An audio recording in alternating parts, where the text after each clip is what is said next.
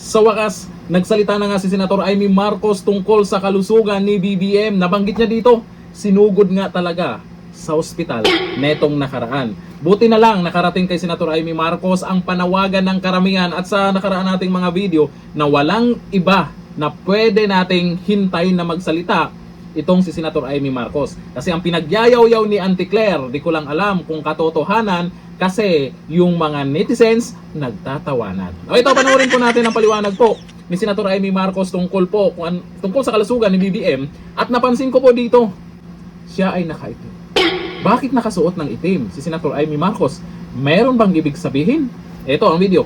Man, kinukulit ninyo ako mag-medical bulletin. Malay ko ba? Hindi nga ako doktor, di nga kami nagkikita. Di ba sinabi ko na nga na outside na, alam mo na, Colombo, Kwarto, Palasyo, whatsoever. Hindi na kami nagkita. Ang tagal-tagal na. Pati nanay ko, tinatanong ako, hindi rin niya alam kung ano nangyayari. Ang alam ko lang, may sakit si Bongbong. Di ba, November pa, sinabi ko doon sa harap ng ating mga kapatid na iglesia na may problema.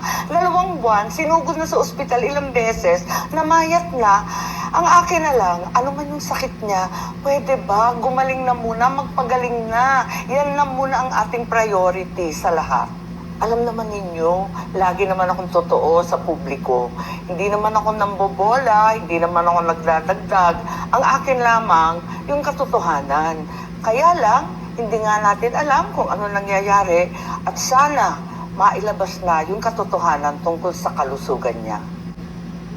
Doon sa sinabi niya na hindi niya alam. Di ko lang alam kung maniniwala kayo dito sa sinasabi ni Senator Amy Marcos Kasi nabanggit din niya dito yung nanay niya na mukhang wala ding alam tungkol dito sa kalusugan ngayon ni BBM kung ano yung update. Pero may bagong post ngayon na lumabas na magkasama sila ng nanay ni Amy Marcos at sila First Lady. May bagong post sila ngayon. Ibig sabihin, kung totoo man ang sinabi ni Senator Amy Marcos, yung post nila ngayon sa kabila ay throwback talaga. Kasi hindi nga daw alam ng nanay ni Amy Marcos kung ano talaga yung update. Ibig sabihin hindi sila nagkikita din. Ano kaya yung nangyari? Pero sa mga nagkomento may duda. Unang-una, dito sa napansin nilang suot ni Senator Amy Marcos na kulay itim. Mukhang may gustong iparating. At isa pa, Marcos pa rin yan. Imposible naman na hindi makarating sa kanya bilang kapatid yung tunay na kalagayan. Imposible naman na walang source sa Malacanang yan. Senator Amy Marcos, imposible naman na yung ibang tao alam kung anong nangyayari sa loob ng Malacanang, pero ikaw, walang alam. Talaga ba? Mukhang imposible na hindi alam ng isang kapatid. Kahit sabihin natin, outside the Colombo ka nga, ayon sa sinabi mo, na wala kang update. Noon ay, yun nga, may problema nga doon sa kalusugan ni BBM at isinugod sa ospital nakaraan. Eh hindi naman pwedeng wala kang update sa kapatid mo. Kung hindi man sabihin sa'yo ng kung sino man yung nakakasama ngayon ng kapatid mo, eh posible namang wala kang kakilala dyan. Walang magre-report sa'yo. Mas magaling pa pala yung iba na hindi nyo kamag-anak o hindi mo kamag-anak ay alam nila. Mas magaling pa pala sila. Eh si Eloy Bugres, daming alam tungkol sa mga nangyayari. Eh ikaw hindi mo alam. Naku po. O ito, ayon sa mga nagkomento, depende sa inyo kung naniniwala kayo dito kay Senator Amy Marcos tungkol dito sa paliwanag niya. Pero ang maganda dito, at least nagsalita na siya. At least ay may sinabi na rin siya tungkol sa panig niya, ay sa side niya. Kasi marami talagang nagtatag sa kanya nitong mga nakaraan. At yan din po yung panawagan natin sa mga huli nating video na magsalita na talaga siya. O ito, ang sabi sa mga nagkomento. Sabi ni Harvey, ayon sa mga matatanda, ang taong palaging nakapikit dilat ang mata ay palatandaan ng nagsisinungaling. Sabi ni Harvey.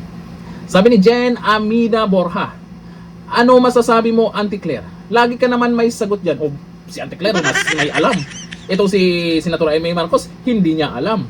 Sabi ni Ross MG, yun nga lang, tinatago din nila kay Senator Amy kasi alam nila na magsasalita talaga yan si Senator Amy. Kasi ganito yan. Kung okay talaga kasi sabi ni Auntie Claire, sabi ni Auntie Claire, okay daw yung Pangulo, maayos daw. Kung okay talaga, bakit hindi sabihin kay Senator Amy Marcos? Bakit hindi niya alam kung ano yung nangyayari ngayon? Kung talagang maayos o malakas ngayon si Junior, bakit hindi ipaparating doon sa kapatid na walang problema, okay lang ang ading mo? Bakit ngayon hindi niya alam kung ano yung nangyayari? Kanino kayo maniniwala?